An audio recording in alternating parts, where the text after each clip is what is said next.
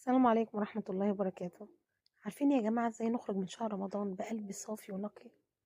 أول حاجة سامحوا يا جماعة، سامح أي حد زعلك، مش علشان هو يستاهل، لكن علشان قلبك يستاهل يرتاح.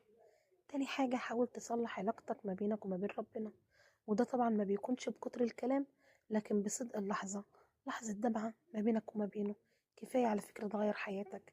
تالت حاجة بطل تحاول تمثل المثالية. رمضان مش للناس الكاملة، رمضان للناس اللي عايزة تتغير بالفعل. رابع حاجة نظف نيتك، يعني وانت بتصلي صلي علشان انت بتحب الصلاة، مش علشان خاطر حد يشوفك. خامس حاجة حاول تسيب أثر خير، كلمة طيبة، رسالة تطبطب بيها على حد، مساعدة بسيطة. وأهم حاجة اوعى تخلي شهر رمضان ده يخلص وانت نفس الشخص. لو خرجت منه بقلب أهدى، ذنب أقل، حقد أقل، يبقى انت كسبت. القلب الصافي مش معناه انك ملاك، معناه انك كل يوم بتحاول تبقى أحسن من امبارح. رمضان مش نهاية، رمضان بداية لقلب جديد يا جماعة. شكرا جدا.